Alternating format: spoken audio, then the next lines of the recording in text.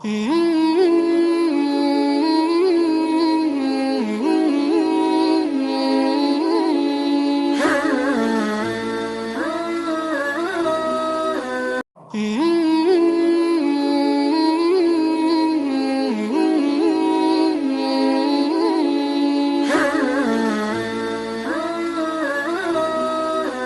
لوگوں کو معلوم ہونا چاہیے کہ اللہ رب العالمین نے انسانوں کی تخلیق فرمائی اور انسانوں کی رشد و ہدایت کے لیے اللہ تعالیٰ نے ایک کے بعد دیگرے انبیاء کرام علیہ السلام کو مبعوث فرماتا رہا۔ حضرت آدم علیہ السلام سے لے کر اللہ کے نبی جناب محمد رسول اللہ صلی اللہ علیہ وسلم تک جتنے بھی انبیاء کرام آئے، تمام نبیوں کا دین ایک ہی دین تھا، وہ دین اسلام تھا۔ تمام نبیوں نے توحید کی دعوت دی اور سب سے آخر میں اللہ کے نبی صلی اللہ علیہ وسلم کی آمد ایک ایسے زمانہ میں ہوئی جو زمانہ سخت تاریک زمانہ تھا۔ بنی عرب کے اندر اللہ تعالیٰ نے اپنے نبی جناب محمد رسول اللہ صلی اللہ علیہ وسلم کو اس وقت بھیجا جب دنیا کی ساری برائی عرب کے اندر موجود تھی، پائی جاتی تھی۔ چوری، ڈکیتی، شراب نوشی، زنا خوری، ان کے علاوہ جتنی بھی برائیاں تھیں سب برائیاں موجود تھیں۔ تب اللہ تعالیٰ نے اپنے نبی جناب محمد رسول اللہ صلی اللہ علیہ وسلم کو اس دنیا کے اندر مبعوث فرمایا اور نبی پاک علیہ السلام کی آنے کی پیشن گوئی، آنے کی بشارت ہندو دھرم کی دھارمک کتابوں میں ملتی ہے۔ ہندو دھرم کی کتاب قرآن نام کی 18 کتابیں ہیں، ان میں بھوشیہ پران کے اندر بھی نبی پاک علیہ السلام کی پیشن گوئی پیش کی گئی اور وہ پیشن گوئی بھوشیہ پران کے اندر موجود ہے۔ اللہ کے نبی صلی اللہ علیہ وسلم کی پیشن گوئی بھوشیہ پران کے اندر جو نبی اکرم علیہ السلام کی صفات ہے، ان صفات کو بھوشیہ پران کے اندر بیان کیا گیا ہے۔ اور وہ صفات کون سی صفات ہے کہ عرب کے اندر ایک شخص آئے گا جو ختم قیامت ہوگا۔ یہ پہلی صفت نبی پاک علیہ السلام کی بھوشیہ پران کے اندر موجود ہے۔ دوسری صفت اللہ کے نبی صلی اللہ علیہ وسلم کی بھوشیہ پران کے اندر یہ ہے کہ جب نبی پاک علیہ السلام آئیں گے تو ان کی لمبی داڑھی ہوگی، نبی پاک علیہ السلام کی لمبی داڑھی ہوگی اور وہ داڑھی میں گانٹھ نہیں لگائیں گے۔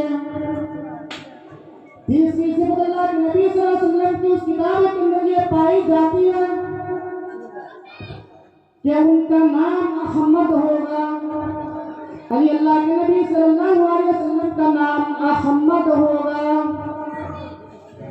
تو یہ بتایا کہ اللہ کے نبی صلی اللہ علیہ وسلم آئیں گے، آنے کے بعد اللہ کے نبی صلی اللہ علیہ وسلم چوٹی نہیں رکھیں گے۔ چوٹی رکھنا ہندو دھرم کی یہ نشانی ہے۔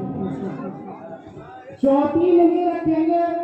یا عرب کے اندر آئیں گے، تلسی داس نے بھی اپنی کتاب رامائن کے اندر یہ بیان کیا ہے کہ جناب محمد رسول اللہ صلی اللہ علیہ وسلم وہ اپنی کتاب رامائن میں کہتے ہیں کہ میں یہاں پہ کسی کی حمایت نہیں کروں گا، بلکہ سادھو اور سنتوں نے جو بات بتائی ہے وہی بات میں بتاؤں گا۔ اور انہوں نے کہا کہ آخر میں 7ویں صدی میں اللہ کے نبی صلی اللہ علیہ وسلم اپنے 4 سورج کے ساتھ پرکٹ ہوگا، یعنی اپنے 4 خلیفہ کے ساتھ اللہ کے نبی صلی اللہ علیہ وسلم کی تشریف آوری ہوگی اور اپنے 4 خلیفوں کی مدد سے اللہ کے نبی صلی اللہ علیہ وسلم اپنے دین کا پرچار کریں گے، اسلام کی تبلیغ کریں گے۔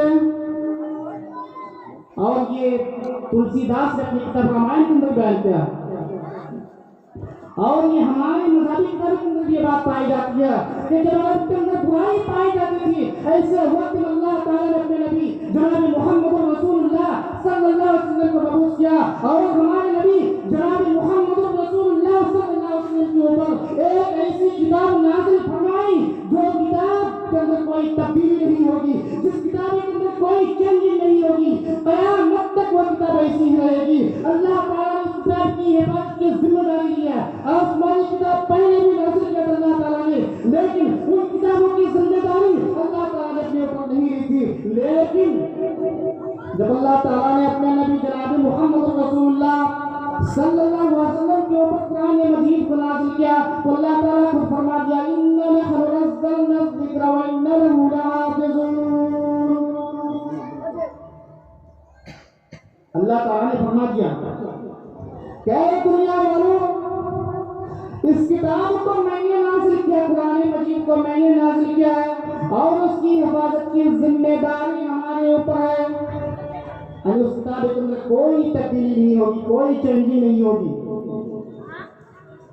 اس سے پہلے تورات کے اندر یہودیوں نے تبدیلی کر ڈالا، انجیل کے اندر عیسائیوں نے تبدیلی کر ڈالا، زبور کے اندر زبوریوں نے تبدیلی کر ڈالا، لیکن کلام مجید کے اندر کوئی تبدیلی نہیں ہوگی، کوئی چینجنگ نہیں ہوگی۔ اس کتاب کی حفاظت کی ذمہ داری اللہ رب العالمین نے اپنے اوپر رکھی ہے۔ لیکن آپ نے دیکھا ہوگا، سنا بھی ہوگا کہ ایک بدنام زمانہ لکھنؤ کا رہنے والا وسیم رضوی جو شیعہ وقت بورڈ کا چیئرمین تھا، سی بی آئی کا شکنجہ کے اوپر تھا، انہوں نے سپریم کورٹ کے اندر ایک پی آئی ایل داخل کیا، اور وہ یہ چیز ہے کہ انہوں نے سپریم کورٹ کے اندر پیشی کی کہ قرآن کے اندر 36 آیتیں ایسی ہے جس کو قرآن سے ہٹا دینا چاہیے، قرآن سے ریموو کر دینا چاہیے۔ حضرت ابو بکر رضی اللہ تعالیٰ عنہ، حضرت عمر فاروق رضی اللہ تعالیٰ عنہ اور حضرت عثمان رضی اللہ تعالیٰ عنہ نبی پاک علیہ السلام کی وفات کے بعد ان لوگوں نے اس کتاب کے اندر تبدیلی پیدا کر ڈالی ہے۔ ان کے اندر اور کہتے ہیں 36 آیت ایسی آیت ہے جس کے اندر جہاد کی تعلیم دیتی ہے، جس کے اندر وائلنس ٹیچنگ یعنی تشدد اور جہاد سکھاتی ہے۔ میرے پیارے بھائیوں، یہ وسیم رضوی کو پتہ نہیں، انہوں نے قرآن کو پڑھا ہی نہیں، قرآن کو سمجھا ہی نہیں۔ یہ وسیم رضوی کیا ہے؟ ان کی 36 نسلیں مل کر یہ کوشش کر لے کہ قرآن سے 36 آیت تو دور کی بات ہے، بلکہ 26 نقطہ تو چھوڑ دیجئے، ایک نقطہ بھی نہیں ہٹا سکتے۔ اللہ کے نبی کے زمانے میں جب کفار مکہ یہ چیلنج کیا کہ قرآن اللہ کا کلام نہیں ہے بلکہ اس کتابوں کو محمد رسول اللہ صلی اللہ علیہ وسلم نے خود سے اس کتابوں کو گڑھ لیا ہے، تو اللہ تعالیٰ نے اپنے کلام مجید کے اندر ارشاد فرمایا کہ وَإِن كُنتُمْ فِي رَيْبٍ مِّمَّا نَزَّلْنَا عَلَىٰ عَبْدِنَا فَأْتُوا بِسُورَةٍ مِّن مِّثْلِهِ۔ کیا ہے کفار مکہ تم کہتے ہو کہ اس کتاب کو محمد نے اپنے سے گڑھ لیا ہے، یہ اللہ تعالیٰ نے اس کتاب کو نازل نہیں کیا ہے، تو تمہارے اوپر چیلنج ہے کہ تم اس کتاب اور جیسی ایک سورہ بھی لا کے دکھا دو۔ جبکہ عرب فصیح تھے، بلیغ تھے، عربی داں تھے، لیکن ایک سورہ کے ایک آیت نہیں لا سکتے ہیں۔ یہ 36 آیت تو ہٹانا دور کی بات ہے۔ وسیم رضوی کی 36 نسلیں بھی مل کے کوشش کر لیں کہ قرآن سے ایک نقطہ بھی ہٹا دے تو نہیں ہٹ سکتا۔ یہ قرآن قیامت کی صبح تک ایسے ہی رہے گا، کیونکہ اس کی حفاظت کی ذمہ داری اللہ رب العالمین نے دی ہے۔ اس نائک نے کچھ دن پہلے اور ایک ہنگامہ کھڑا کیا کہ حضرت عائشہ رضی اللہ تعالیٰ عنہا پر ایک فلم بنائی تھی جس میں ان کی توہین کی گئی تھی۔ یہ وسیم رضوی رہا کہ زمانے کا فتنہ اور قرآن کو دہشت گردی کی کتاب قرار دیتے ہیں۔ میرے بھائی، یہ قرآن دہشت گردی کی تعلیم نہیں دیتا، قرآن تو امن و شانتی کی تعلیم دیتا ہے اور اسلام کے پرچار جناب محمد رسول اللہ صلی اللہ علیہ وسلم بھی امن و شانتی کی تعلیم دیتا ہے. امن و شانتی کی تعلیم دینے کے لیے اللہ تعالیٰ نے اپنے نبی جناب محمد رسول اللہ صلی اللہ علیہ وسلم کو بھیجا. قرآن کے اندر اللہ تعالیٰ نے ارشاد فرمایا وَمَا أَرْسَلْنَاكَ إِلَّا رَحْمَةً لِّلْعَالَمِينَ کہ اے محمد صلی اللہ علیہ وسلم ہم نے آپ کو دونوں جہانوں کے لیے رحمت بنا کر کے بھیجا.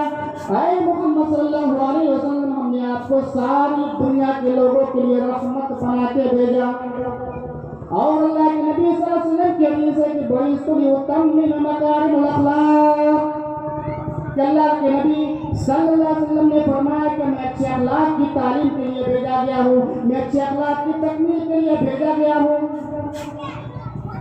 نبی صلی اللہ علیہ وسلم کی حیات مستعار کا ایک لمحہ امن و شانتی کی تعلیم دیتی ہے.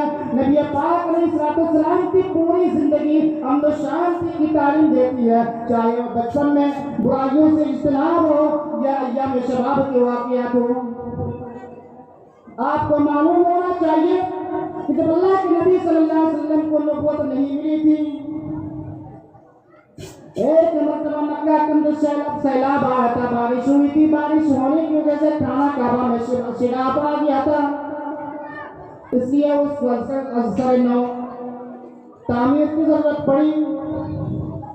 جب حجر اسود کو اپنی جگہ پہ رکھنے کی باری آئی تو تمام قبیلوں کے اندر یہ شک سے پیدا ہو گئی. ہر قبیلہ چاہتا تھا کہ ہمارا سردار اس پتھر کو حجر اسود کو اپنی جگہ پر رکھے, فلاں قبیلے کا سردار چاہتا تھا کہ میں اس پتھر کو اپنی جگہ پر رکھوں. لوگوں کے اندر خون خرابے کا معاملہ تک یہ بات پہنچ گئی. آخر میں یہ بات طے ہوئی کہ کل صبح جو پہلے خانہ کعبہ کے پاس آئے گا وہی اس مسئلہ کو حل کرے گا, اس کا فیصلہ وہی ہوگا. جب کل ہو کے لوگ وہاں پہ پہنچتے ہیں تو دیکھتے کہ اللہ کے نبی صلی اللہ علیہ وسلم وہاں پہ پہنچے ہوئے ہیں.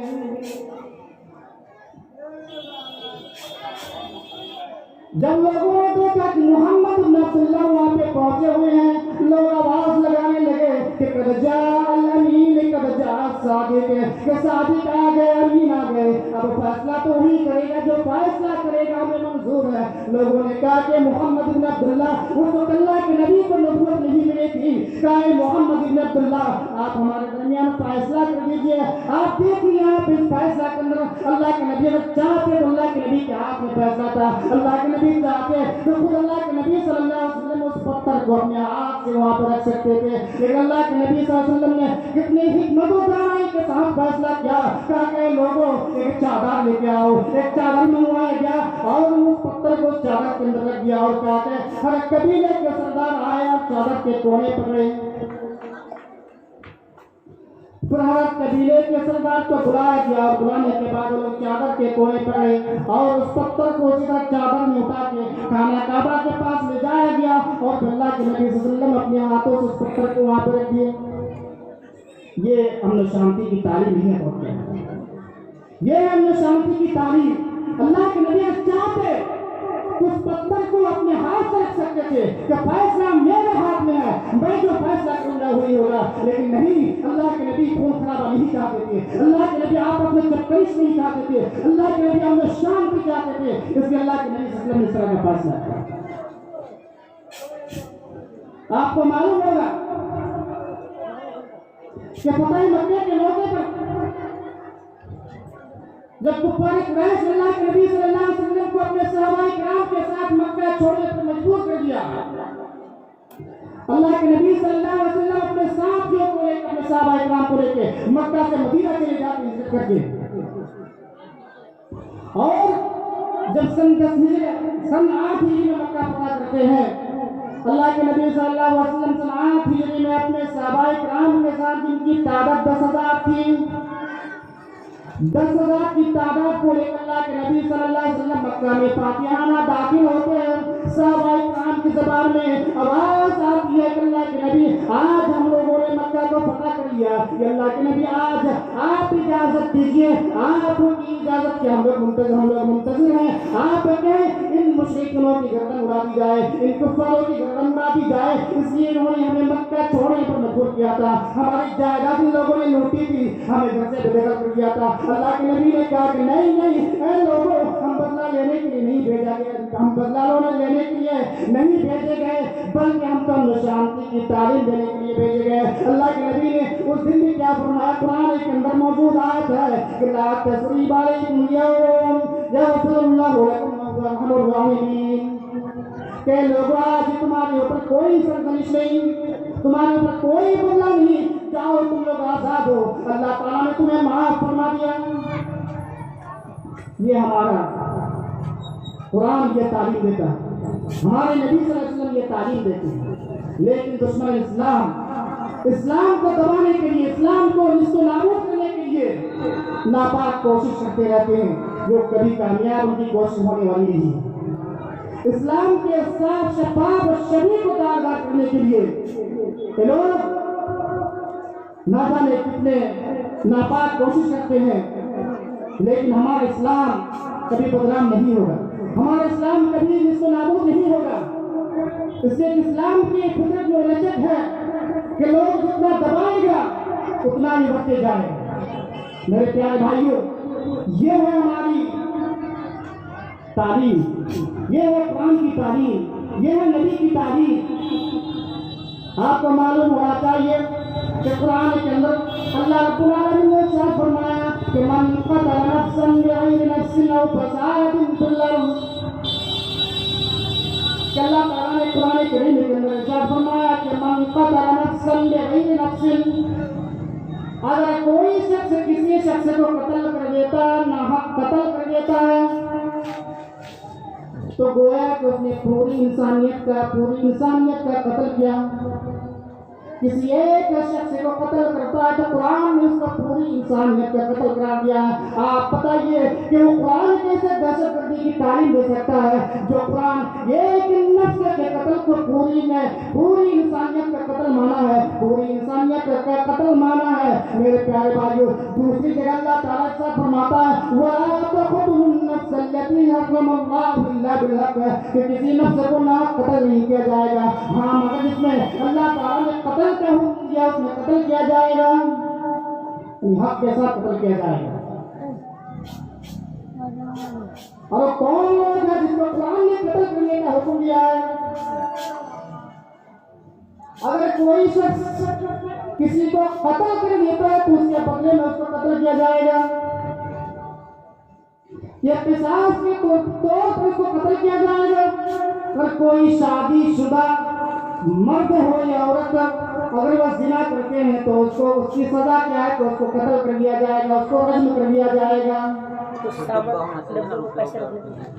اور کوئی اسلام قبول کرنے کے بعد اپنے دین کو چھوڑ دیتا ہے، یعنی مرتد ہو جاتا ہے، پھر بے دین ہو جاتا ہے، کفر میں چلا جاتا ہے، تو اللہ کے نبی صلی اللہ علیہ وسلم کا ارشاد ہے کہ من بدل دینہ فاقتلوہ، تو جو اپنے دین کو بدل دے یعنی دین اسلام کو چھوڑ دے تو اس کو قتل کیا جائے گا۔ یعنی حق کے ساتھ اسلام نے قرآن نے قتل کرنے کا حکم دیا ہے، لیکن ناحق کسی کو قتل کرنے کا حکم نہیں دیا ہے۔ اللہ کے نبی صلی اللہ علیہ وسلم کی حدیث اس بارے میں موجود ہے، اور اللہ تعالیٰ نے کہا کہ اے لوگوں تم کسی کو ناحق قتل مت کیا کرو، اس لیے کہ ہمارا تعلیم اس لیے کہ ہمارا قرآن اس کی تعلیم نہیں دیتا، ہمارا قرآن اس کی اجازت نہیں دیتا۔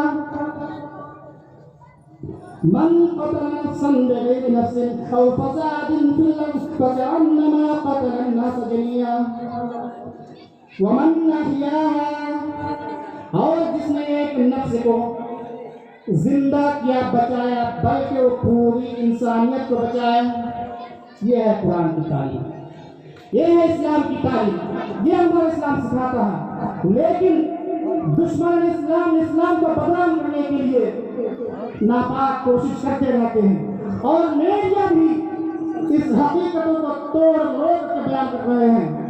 میڈیا والوں سنو، اگر تمہارے اندر ہمت ہے تو اسلام کی جو حقانیت ہے اس حقانیت کو بیان کرو، اسلام کی حقانیت کو دکھاؤ، اسلام کو بدنام مت کرو، اور قرآن کی تعلیم سیکھو، قرآن پڑھ کے تو دیکھو اسلام کے قریب جاؤ اسلام کیا چیز ہے. میرے پیارے بھائیوں اگر لوگ قرآن پڑھے ہوتے یہ وسیم رضوی قرآن کی تعلیم حاصل کیا ہوتا. وہ کبھی یہ نہیں کہتے کہ قرآن کے اندر 26 آیت ایسی ہے جو دہشت گردی کی تعلیم دیتی ہے. وہ آیت دہشت گردی کی تعلیم نہیں دیتی ہے بلکہ انہوں نے قرآن کو پڑھا ہی نہیں, قرآن کو سمجھا ہی نہیں. اور وہ قرآن کو پڑھتا قرآن کو سمجھتا تو ایسی بات اس کی زبان سے نہیں نکلتی. میرے پیارے بھائیوں اس آدمی کو کیا کہا جائے گا جو قرآن کے اوپر بہتان تراشی کرتا ہے, جو قرآن کے اوپر الزام لگاتا ہے. میں تو کہتا ہوں کہ وسیم رضوی ایسے بیان دینے سے پہلے اس کی زبان گم کیوں نہیں ہو گئی, اس کی زبان گم کیوں نہیں ہو گئی, اس کی موت کیوں نہیں آ گئی. میرے پیارے بھائیوں یہ ایسے لوگ ہیں جو اسلام کو بدنام کرنے کے لیے تلے ہوئے ہیں. میرے پیارے بھائیوں ایسے لوگوں کی اس میں جھانسی میں نہیں آنا بلکہ ہمارا اسلام زندہ تھا, زندہ ہے اور زندہ رہے گا قیامت کی صبح تک. اور ہمارا قرآن قیامت کی صبح تک ویسا ہی رہے گا. اللہ رب العالمین نے نازل کیا. اللہ تعالیٰ نے قرآن کو مقدس کتاب کے طور پر نازل کیا, کہا کہ یہ کتاب پوری انسانیت کے لیے تو 7 بجے تک بھاگے تو پوری انسانیت کے لیے رہنما ہے.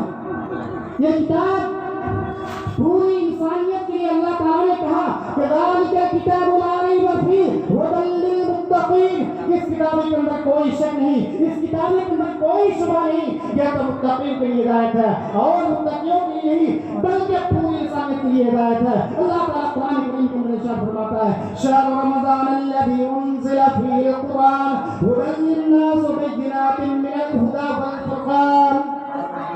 کہ اللہ تعالیٰ نے اس کتاب اور اس مقدس کتاب کو شہر رمضان الذی انزل فیہ القرآن مقدس کتاب کو مقدس مہینہ رمضان کے مہینے میں اللہ تعالیٰ نے نازل کیا اور یہ پوری انسانیت کے لیے کتاب ہدایت ہے. اب جب پوری انسانیت کے لیے ہدایت ہے اس میں مسلم کی بات کہاں سے آ گئی, اس میں ہندو کی بات کہاں سے آ گئی, اس میں عیسائی کی بات کہاں سے آ گئی. انسان میں تو پوری دنیا کے لوگ شامل ہیں. یہ پوری دنیا کے لوگوں کے لیے ہدایت ہے اور اللہ کے نبی صلی اللہ علیہ وسلم نے پوری دنیا کے لیے یہ صرف مسلمانوں کے لیے نہیں آئے تھے بلکہ پوری دنیا کے لیے پر آئے تھے. چاہے وہ کسی بھی دھرم کے ماننے والے ہو, چاہے ہندو ہو, عیسائی ہو, سکھ ہو, مسلم ہو, کوئی بھی مذہب کا ماننے والا ہو, پوری دنیا کے انسان کے لیے اللہ کے نبی صلی اللہ علیہ وسلم رحمت بن کے آئے تھے, نبی بن کے آئے تھے. محترم بھائیوں یہ اسلام ہمارا اسلام, یہ ہمارے نبی صلی اللہ علیہ وسلم اور یہ ہماری کتاب یہ مقدس کتاب قرآن مجید ہے جو سراپا امن و شانتی کی تعلیم دیتی ہے. اس کے اندر کوئی لاگ ڈپٹ نہیں, اس کے اندر کوئی وائلنس کی تعلیم نہیں, کوئی اس کے اندر تشدد اور دہشت گردی کی تعلیم نہیں بلکہ اسلام کے اندر قرآن کے اندر اور نبی پاک علیہ السلام نے انسانیت کی تعلیم امن و شانتی کی تعلیم. اس لیے لوگ جتنی بھی کوشش کریں اسلام کو بڑھتا چلے جائے گا اور قرآن قیامت کی صبح تک محفوظ ہے. میرے پیارے بھائیوں ہمارا اسلام کون سی چیز ہے, ہمارا اسلام کیا تعلیم دیتا ہے, ہمارے نبی پاک علیہ السلام کے لیے کیا تعلیم دیتی ہے. اللہ کے نبی صلی اللہ علیہ وسلم کی حدیث ہے کہ اسلام کے اندر کوئی بھید بھاؤ نہیں, اسلام کے اندر کسی کے اوپر فضیلت نہیں ہے بلکہ فضیلت اس کو ہے جس کے اندر تقویٰ کا زیادہ, جس کے اندر تقویٰ زیادہ اس کو فضیلت ہے. اللہ کے نبی صلی اللہ علیہ وسلم کی حدیث ہے, مسند احمد کے اندر حدیث ہے, اللہ کے نبی نے فرمایا کہ لا فضل لعرب علی عجمی ولا لعجمی علی عربی ولا لأبيض ولا أسود ولا لأسود ولا أبيض إلا بالتقوى. اللہ کے نبی صلی اللہ علیہ وسلم نے فرمایا کہ کسی عرب کو کسی اجمی کے اوپر فضیلت نہیں, کسی اجمی شخص کو کسی عربی کے اوپر فضیلت نہیں, کسی کالے کو کسی گورے کے اوپر فضیلت نہیں بلکہ فضیلت اللہ تعالیٰ کے نزدیک ہے اس کو ہے جس کا تقویٰ زیادہ ہے, جو متقی زیادہ ہے, جو پرہیزگار زیادہ ہے, وہ اللہ تعالیٰ کے نزدیک زیادہ محبوب ہے. میرے پیارے بھائیوں بخاری مسلم کے اندر ایک حدیث ہے, اللہ کے نبی صلی اللہ علیہ وسلم نے فرمایا ان اللہ لا ينظر الى صوركم واموالكم ولكن ينظر الى قلوبكم واعمالكم. مسلم شریف کے اندر یہ حدیث ہے کہ اللہ کے نبی صلی اللہ علیہ وسلم نے فرمایا کہ دنیا کے لوگوں سنو, اے دنیا کے لوگوں کان کھول کر سنو کہ اللہ رب العالمین تمہاری صورت کو نہیں دیکھتا، اللہ رب العالمین تمہاری خوبصورتی کو نہیں دیکھتا کہ تم کتنا خوبصورت ہو، کتنا حسین ہو، کتنا جمیل ہو، یہ نہیں دیکھتا۔ اللہ تعالیٰ یہ نہیں دیکھتا کہ تم کتنا مال و دولت والے ہو، تمہارے پاس کتنا مال ہے، تم کتنا پیسہ والے ہو، اللہ تعالیٰ یہ نہیں دیکھتا ہے، بلکہ اللہ تعالیٰ کیا دیکھتا ہے؟ اللہ تعالیٰ دیکھتا ہے کہ ان اللہ لا ينظر الى صورکم ولا اموالکم ولکن ينظر الى قلوبکم واعمالکم۔ اللہ تعالیٰ تمہارے دلوں کو دیکھتا ہے، تمہارے اعمال کو دیکھتا ہے کہ تمہارے دلوں کے اندر اللہ رب العالمین کا کتنا خوف ہے، تمہارے دلوں کے اندر اللہ رب العالمین کا کتنا ڈر ہے، اور تم کتنے اعمال کرتے ہو، اور تم کتنے متقی اور پرہیزگار ہو۔ اللہ رب العالمین یہ چیز دیکھتا ہے۔ تم یہ مت سمجھو کہ ہم بہت خوبصورت ہے تو دوسرے کو ہماری فضیلت ہے، ہم بہت خوبصورت ہے تو ہم بہت ہینسم ہے تو ہماری فضیلت ان کے کالے پر زیادہ ہے، لیکن یہ چیز اللہ رب العالمین کی ایسی کوئی چیز نہیں ہے، بلکہ اللہ کے نزدیک کوئی چیز ہے تو تقویٰ کی چیز ہے، پرہیزگاری چیز ہے۔ یعنی یہ دیکھتا اللہ تعالیٰ کہ تمہارا اعمال کتنا اچھا ہے اور تم کتنا متقی اور پرہیزگار ہو، یہ چیز ہے۔